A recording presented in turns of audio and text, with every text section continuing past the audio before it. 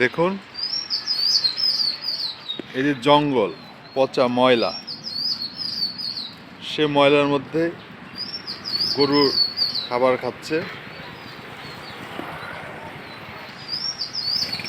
আমাদের দেশের মাটি এতটাই উর্বর